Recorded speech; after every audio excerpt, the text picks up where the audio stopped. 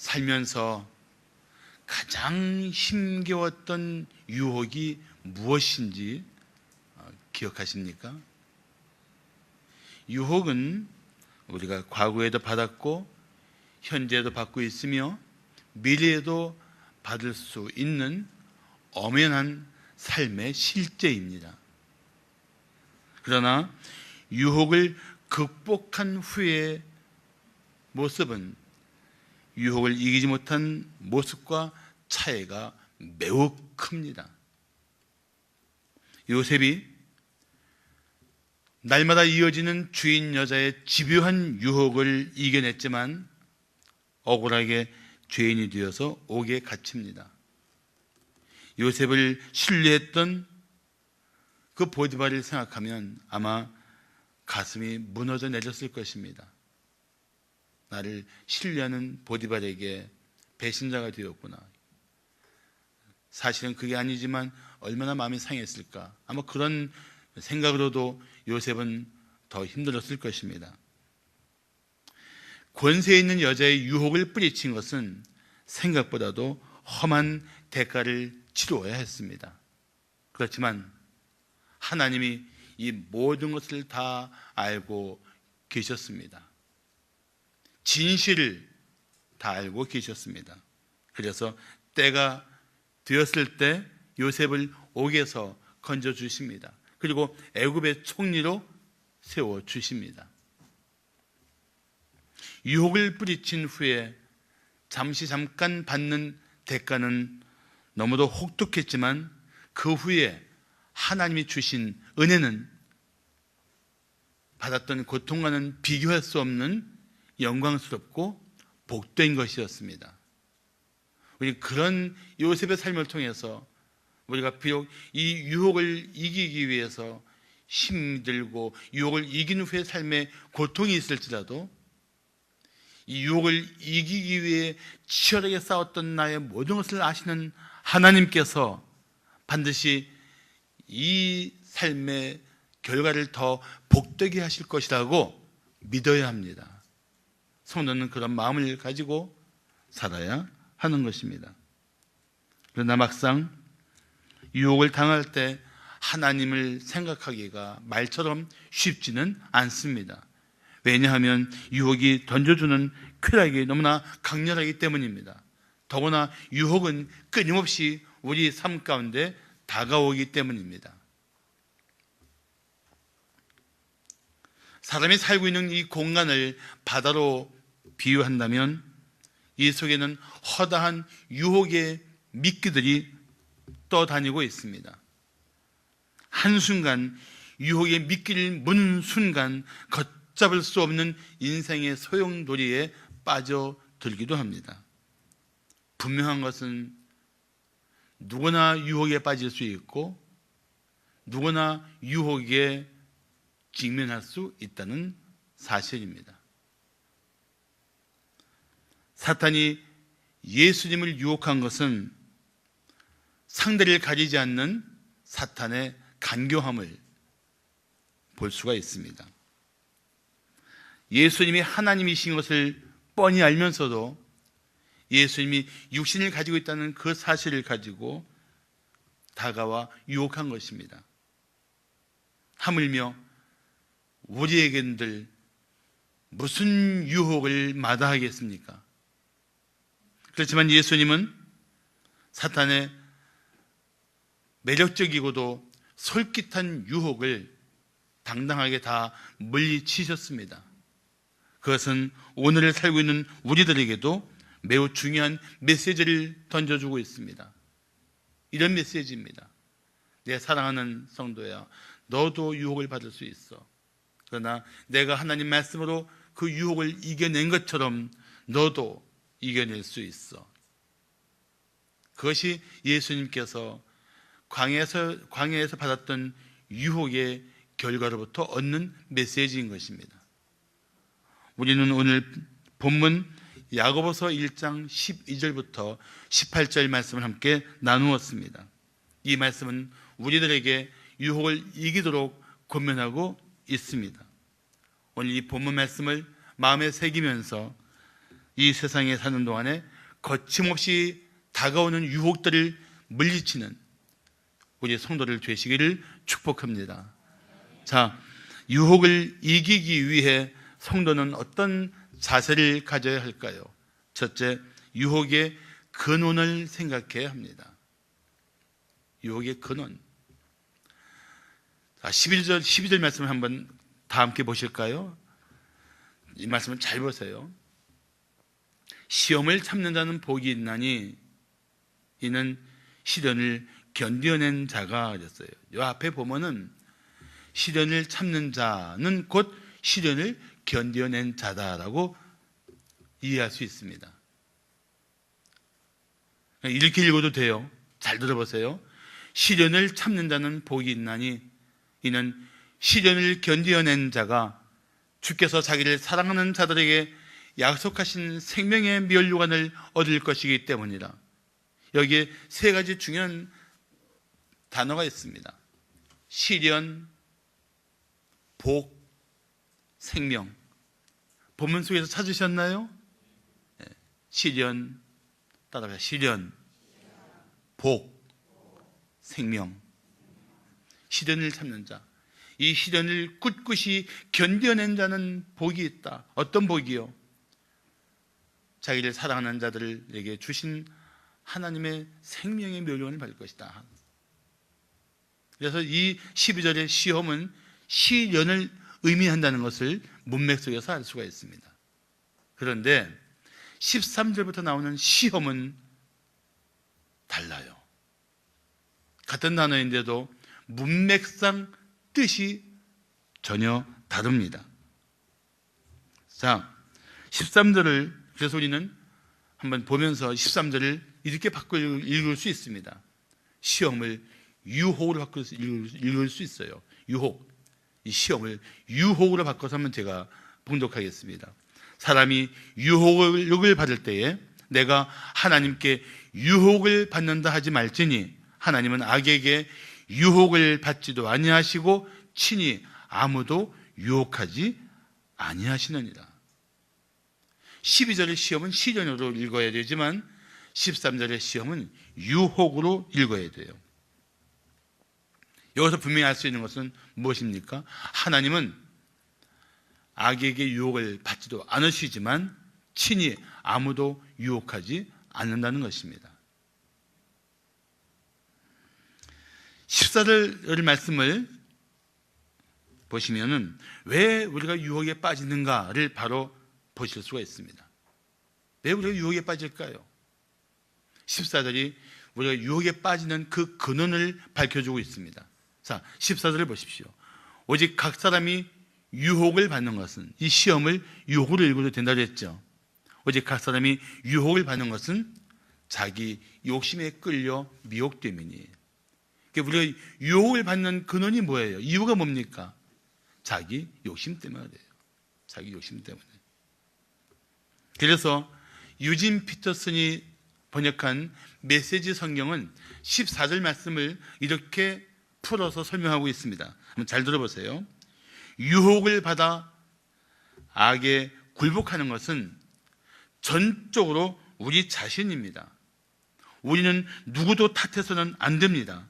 탓하려면 자꾸 곁눈질하고 유혹에 이끌리는 우리 자신의 타오르는 욕심을 탓할 것밖에 없습니다.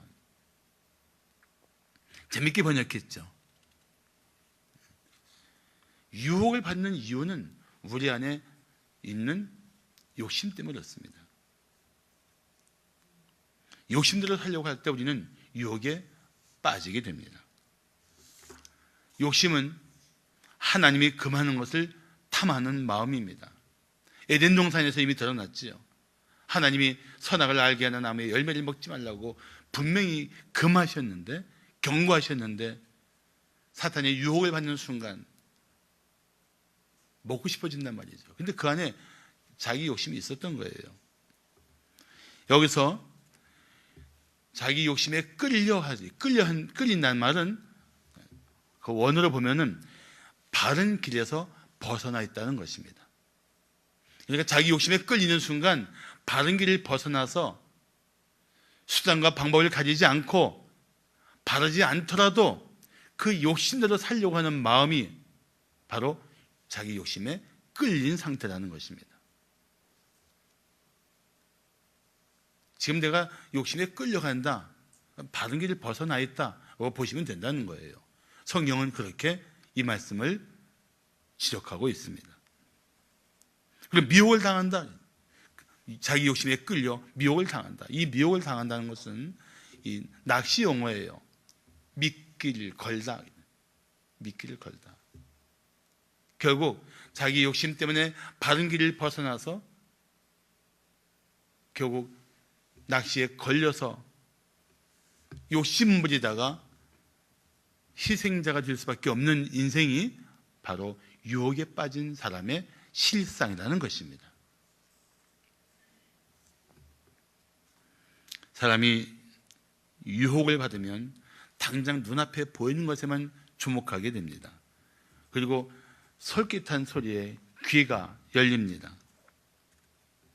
그래서 우리는 내 마음에 강력하게 원하는 것이 솟구치기 시작할 때 이게 내 욕심에서 온 것인지 하나님이 내게 주신 뜻인지를 분별할 줄 알아야 합니다. 물론 우리는 연약한 존재인지라 하나님을 위한 것처럼 포장하고 자기 욕심을 채우려고 할 때도 있습니다. 그래서 자기 욕심은 한편으로는 마음에서 밀려오는 강력한 죄의 충동이라는 사실을 알아야 합니다. 그러니까 이 자기 욕심은 두 가지예요. 하나님께서 금하신 것을 얻고자 하는 마음과 또 하나는 이 자기 욕심은 자기 마음에서 충동질하는 죄의 본능이라는 것입니다. 그 충동이 얼마나 강한지 자기 욕심을 이루기 위해서 사람들은 수단과 방법을 가지지 않고 목적을 이루기 위해서 모든 것을 걸고 덤빌 수도 있습니다. 그런데 자기 욕심대로 되는 인생이 어디 있습니까? 자기 욕심대로 살다가 보면은 결국 그 스스로 감당할 수 없는 고통스러운 자리에 빠질 때가 옵니다. 그때 사람들은 하나님을 원망합니다. 뭐라고 하는지 아세요? 하나님 왜 제게 이런 시련을 주셨나요? 시련을 주신 것이 아니고 자기 욕심 때문에 스스로 유혹에 빠졌던 거예요. 그래서 잠언 19장 3절을 말씀하기를 사람이 미련함으로 자기 귀를 굽게 하고 마음으로 여호와 하나님을 원망한다고 말씀하고 있는 것입니다. 하나님을 원망하는 것이 바른 자세가 아니에요. 내가 내 욕심대로 살려고 버둥거렸구나. 자기 죄를 깨달아야 합니다. 내가 이 부질없는 욕심 때문에 이 죄 충동에 넘어가서 내가 유혹에 빠졌었구나. 자기의 실상을 깨닫고 하나님께로 돌아서야 합니다.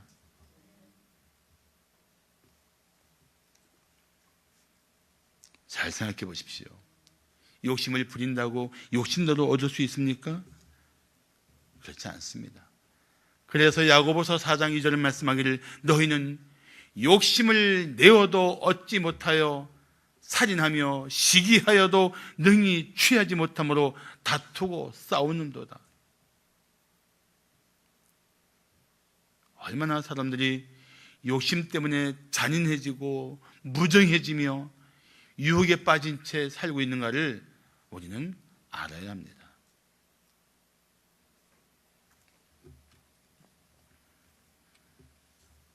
우리도 수시로 내 안에 도살인 욕심이 내 삶을 충동질하고 있지 않는가 조심스럽게 살펴야 되고 분별할 수 있어야 합니다. 그리고 만약에 자기 안에 있는 이 욕심의 흔적들이 있다면, 아니 그런 마음들이 도사려 있다면 과감하게 그 욕심을 버려야 합니다. 그래야 세상의 유혹을 이길 수가 있습니다. 하나님은 우리를 유혹해서 죄에 빠지게 하실 분이 절대로 아닙니다. 그러므로 유혹에 빠진 자는 자기 죄를 깨닫고 자기 안에 있는 이 본성대로 살고자 하는 그 마음들로부터 돌이켜서 하나님의 보좌 앞으로 나와야 할 것입니다. 그래야 또 다른 유혹을 이겨내고 하나님이 기뻐하시는 삶을 살게 될 것입니다. 자, 유혹을 이기기 위해 성도는 어떤 자세를 가져야 할까요? 둘째, 유혹의 종말을 생각해야 합니다. 유혹의 근원이 자기 자신이라면 이 유혹의 끝은 어떤 것인가를 성경 말씀 속에서 바라보아야 합니다. 어떤 부부가 함께 교회에 나와서 열심히 기도하고 있습니다. 나란히 앉아서 기도하는데 남편이 계속 이렇게 기도합니다. 채워주소서, 채워주소서, 채워주소서, 오 주님 채워주소서. 그 남편을 힐끗힐끗 바라보던 아내가 드디어 이렇게 기도하기 시작합니다. 하나님, 이 인간은 채워주셔야 맨날 자기밖에 모르오니 가져가소서, 가져가소서, 가져가소서.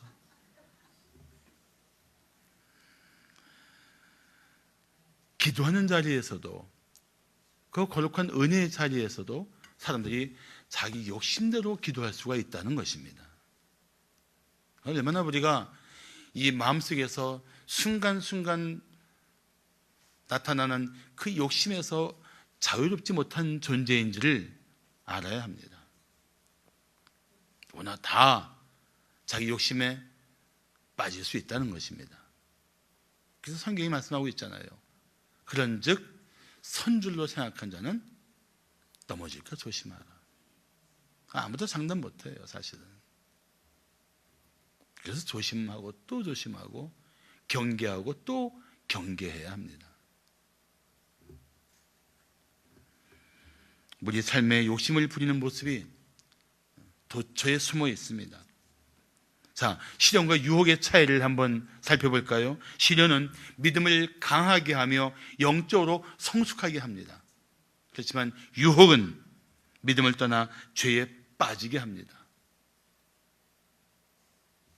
시련은 하나님이 주시지만 유혹은 자기 욕심 때문에 빠지게 됩니다. 그런데 이 유혹에 빠진 사람을, 자기 욕심 때문에 이 바른 길을 벗어난 사람들을 노리는 존재가 있습니다. 이게 사탄이에요. 사탄은 욕심에 빠진 자를 찾아 삼키고 자기 손 안에 넣고 조롱하며 조종하려고 합니다. 그래서 베드로전서 5장 8절에 보시면 근신하라, 깨어라, 너희 대적 마귀가 우는 사자같이 두루 다니며 삼킬 자를 찾는다고 말씀하고 있습니다. 자기 욕심을 부리면서 욕심대로 살려고 하는 인생은 사탄의 먹잇감이 된다는 것입니다. 그래서 사탄에게 조정받을 수밖에 없어요.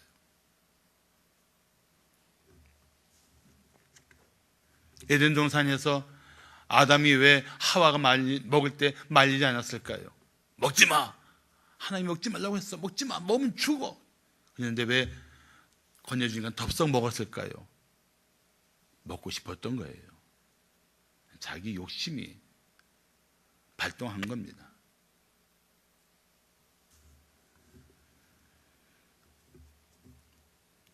욕심에 빠진 채 살면은 사탄의 올무에 걸리기 쉽습니다. 그래서 쉽게 벌 수 있는 재물은 축복이 아니라 재앙이 됩니다. 남을 짓밟고 얻은 것은 언젠가 무너질 때가 옵니다. 수단과 방법을 가리지 않고 움켜쥔 것은 마치 손 안에 있는 물처럼 다 빠져나갈 때가 곧 옵니다. 욕심대로 얻은 것은 다 부질없는 것이에요. 오히려 삶을 병들게 하고 부패하게 하는 독소가 가득하단 말이죠. 욕심껏 사는 것이 최선인 것처럼 부추기는 이 세상 속에서 성도들은 더 성도답게 사는 순결한 마음을 가져야 마땅할 것입니다. 더구나 갈수록 사람들은 바른 교훈을 들으려고 하지 않습니다. 오히려 유혹하는 말에 쉽게 빠져듭니다. 어떤 아내가 그런 불평을 하신 분이 있어요. 내 남편은 귀가 팔랑개비인데 남들 말은 잘 듣고 가족 말은, 내 말은 전혀 듣지 않아요. 사람들이 자꾸 정말 누가 나를 사랑하고 누가 나를 위해서 말하고 있는지에 대해서 점점 듣는 귀가 막히고 있어요. 그래서 디모데후서 4장 3절을 말씀하기를 때가 이르리니 사람이 바른 교훈을 받지 아니하며 귀가 가려워서 자기의 사욕을, 자기 욕심을 따를 스승을 많이 둔다고 경고하고 있습니다. 자기 욕심을 부추기는 사람들, 이렇게 하면 돈 벌 수 있어, 이렇게 한탕만 하면 돼, 이렇게 하면 네가 원하는 삶을 살 수 있어. 그런 일들 앞에 우리는 무방비가 되어서 이것이 하나님이 기뻐하실 일인가, 하나님이 영광 받으실 일인가, 하나님의 이름을 높일 수 있는가에 대한 분별력을 잃어버린 채 그 욕심대로 살 수가 있단 말이죠. 그래서 유혹에 빠지게 될 때 결과를 생각하지 않습니다. 마치 불나방이 불에 뛰어드는 것처럼 그 결과를 전혀 고려하지 않은 채 욕심의 늪에 대책 없이 뛰어듭니다. 자, 15절을 다 같이 한번 봉독해 볼까요? 다 같이 시작.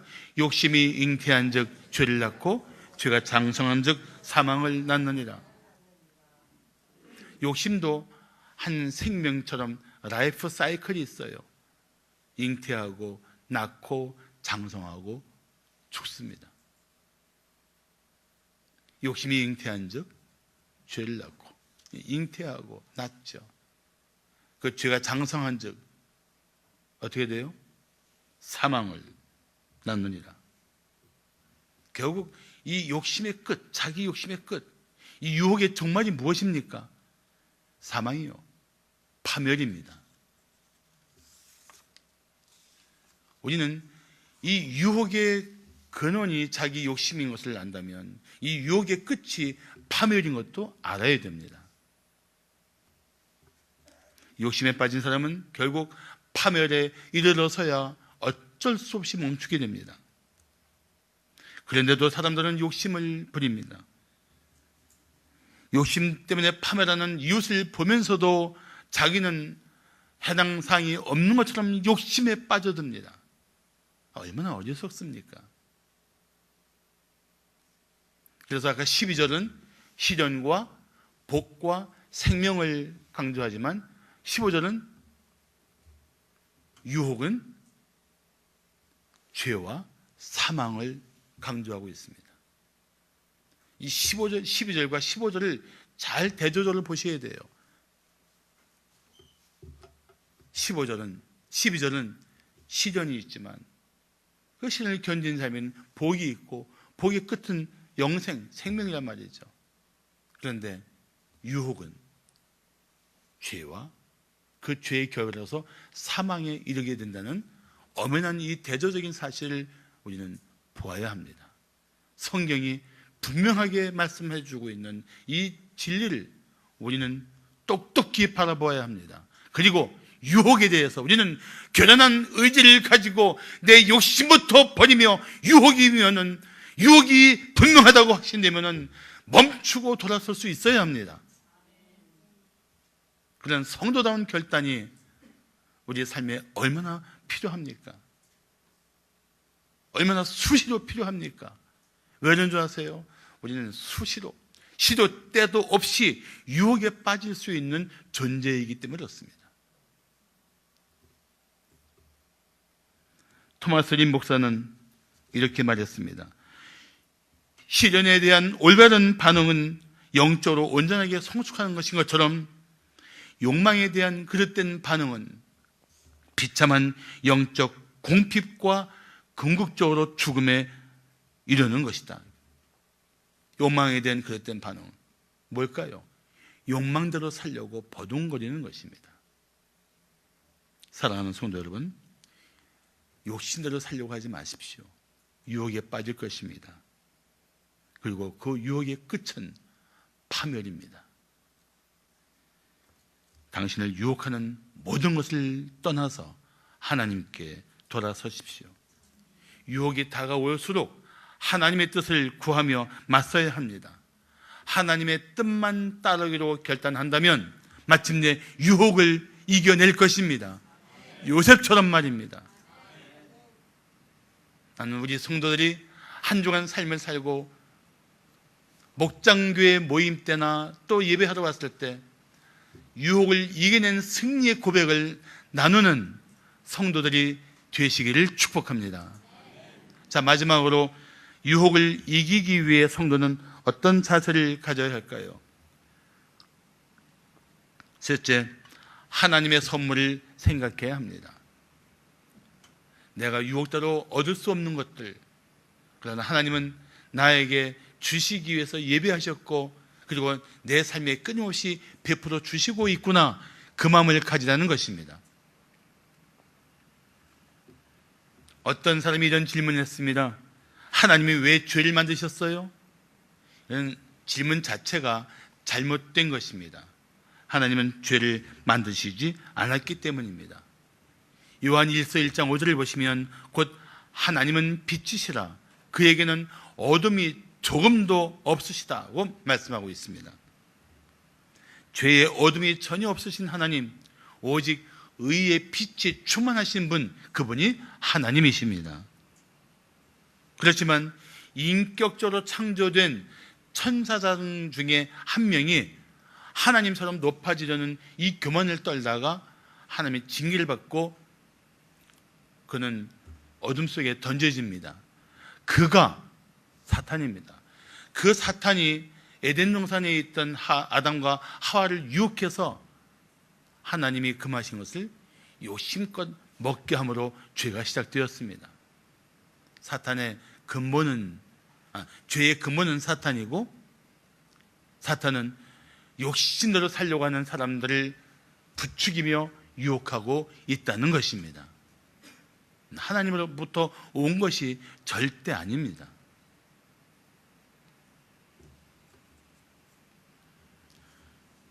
하나님은 우리를 사랑하십니다. 말할 수 없이 사랑하십니다. 우리가 다 이해할 수 없을 만큼 사랑하십니다. 그래서 우리에게 좋은 것을 아낌없이 베풀어 주시는 하나님 아버지이십니다.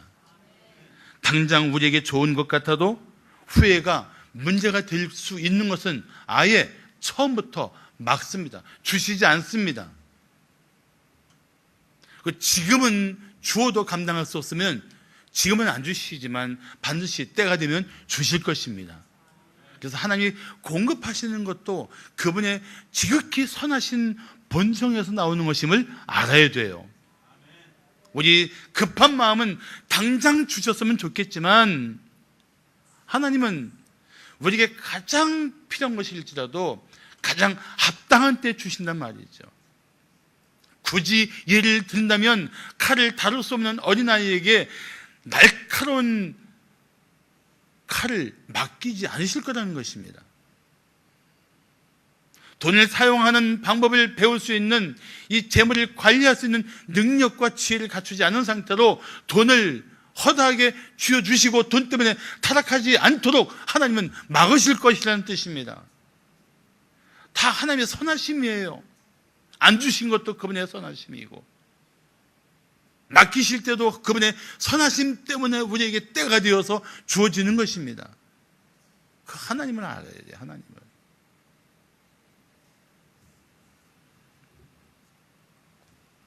그래서 로마서 8장 32절은 이렇게 말씀합니다. 자기 아들을, 독생자 예수 그리스도를 아끼지 아니하시고 우리 모든 사람을 위하여 십자가에 내어주신 하나님이 어찌 그 아들과 함께 모든 것을 우리에게 주시지 아니하겠느냐. 가장 귀한 것을 내어주신 하나님이 우리를 위해서 무언들 아까워하시겠느냐. 믿습니까? 할렐루야. 하나님 그런 분이세요. 지금 어려운데 공급받지 못하는 그런 곤경 가운데 있을지라도 꿋꿋이 하나님을 향해서 기도하며 기다리세요.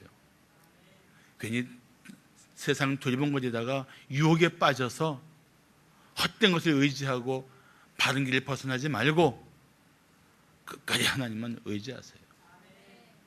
난 믿음으로 산다는 것은 때로 이런 말을 들어도 좋다고 생각합니다. 이 사람은 끝까지 믿음으로 살다가 믿음으로 죽었노라. 그게 믿음으로 산다는 거죠. 그래서 오늘 17절에 그렇게 말씀하고 있는 겁니다. 잘 들어보세요. 온갖 좋은 은사와 온전한 선물이 다 위로부터 누구? 빛들의 아버지께로부터 내려오나니 우리가 사랑하고 의지하는 하나님은 변함도 없으시고 회전하는 그림자도 없으십니다. 할렐루야. 우리가 아무리 욕심내어도 결코 얻을 수 없는 온갖 좋은 은사와 온전한 선물은 다 하나님이 주시는 겁니다. 욕심대로 얻을 수 없지만, 우리가 몸부림쳐도 얻을 수 없지만 하나님이 우리를 위해서 예비하신 것은 아낌없이 베풀어 주신단 말이죠. 그 한 증거가 무엇입니까? 광야에서 이스라엘 백성들이 날마다 먹었던 만나예요. 이게 뭐야? 그게 뜻이 그거예요. 만나 뜻이 이게 뭐야? What this? 이게 뭐야? 그런데 어떤 사람들은 욕심을 부리며 더 많이 모았습니다. 결과가 어떻게 되었습니까?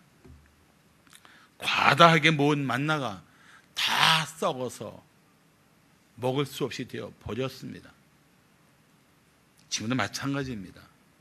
욕심껏 모았다고 다 자기 것이 아닙니다.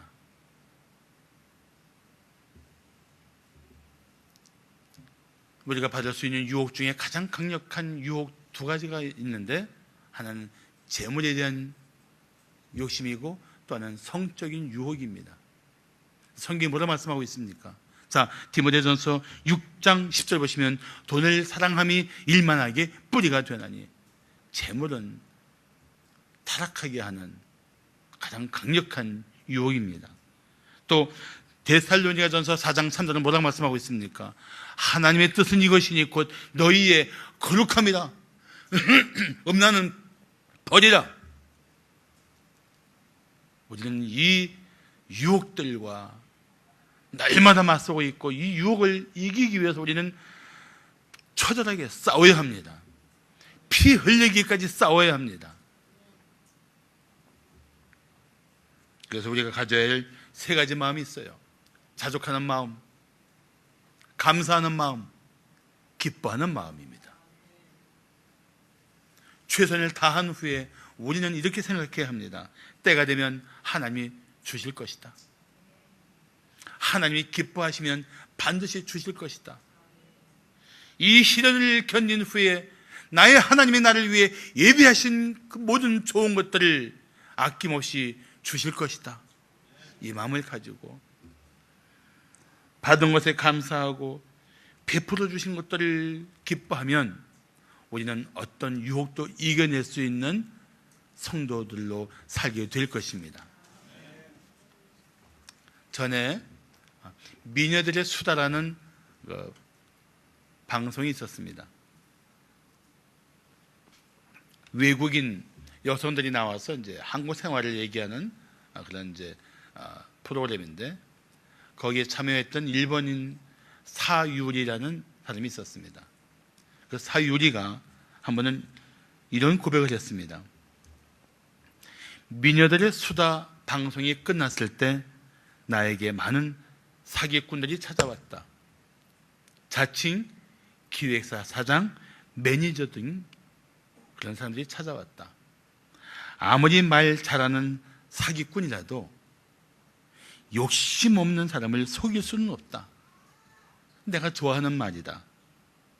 맞다. 속일 수 없어. 내가 아무리 한국어가 서툴러도 욕심이 없으면 누구도 나를 속일 수가 없어. 그런 고백이에요. 욕심이 없으면 나를 속일 수가 없다. 얼마나 성경적인 이야기입니까? 자기 욕심 때문에 결국 넘어가는 거거든요. 자기 욕심 때문에 유혹에 빠지고, 그래서 결국은 파멸에 이르고, 더 존귀하게 쓰여질 생명이, 더 존귀하게 쓰여질 재물들이 아무짝에도 보잘것도 없는 상태로 전락하는 것, 유혹에 빠진 사람들에게는 그런 삶을 살 수밖에 없어요. 자, 우리가 받는 유혹의 실체를 성경은 세 가지로 확연하게 말씀하고 있습니다. 요한일서 2장 15절부터 17절을 보시면, 이 세상이나 세상에 있는 것들을 사랑하지 말라. 누구든지 세상을 사랑하면 아버지의 사랑이 그 안에, 그 사람 마음 안에 있지 아니하니, 이는 세상에 있는 모든 것이, 예외 없이 이 세상에 있는 모든 것이 세 가지라는 거예요.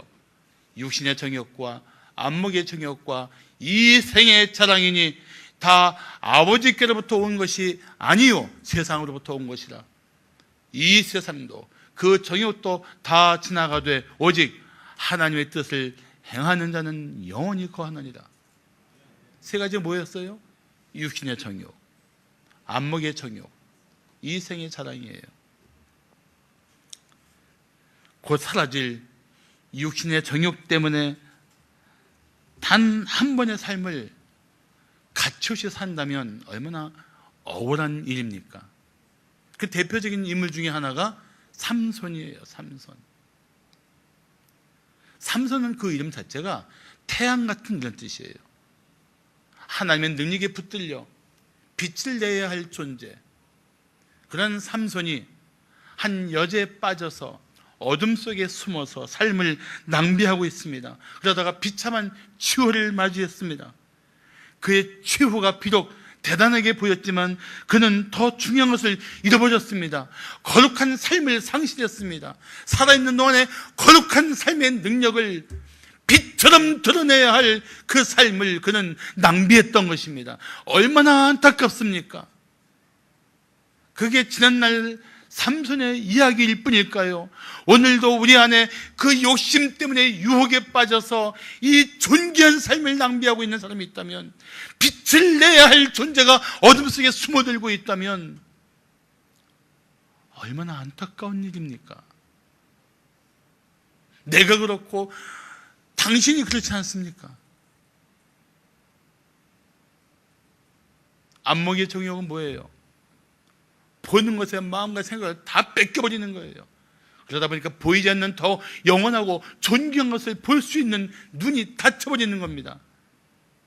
영적인 눈은 닫혀서 시각장애인이 되고 육체의 눈만 부릅뜨고 세상을 향해 두리번거리는 인생들, 안목의 정욕에 빠진 사람들이에요. 이 생의 자랑은 무엇입니까?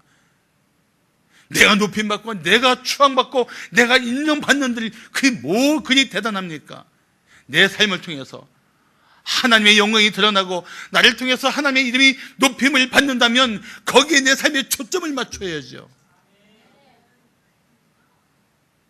우리는 육신의 정욕과 안목의 정욕과 이생의 자랑을 내 인생의 심각한 유혹인 줄로 알고 맞서 싸워야 합니다. 등지고 살아야 합니다. 눈길도 주지 말아야 합니다. 그런 일로 내게 다가오는 사람들에게 말해야 됩니다. 잠잠하세요. 내게는 말하지 마세요. 나는 하나님의 음성을 듣기를 원합니다. 그래서 유혹으로부터 돌아서서 하나님의 뜻을 구하고 하나님의 음성을 들으며 우리는 이 땅에서 성도답게 살기를 날마다 때마다 힘써야 합니다. 그래야 유혹을 이길 수 있습니다. 그래야 유혹과 맞설 수 있습니다. 그래야 성도다운 삶을 살게 될 것입니다. 기도하겠습니다.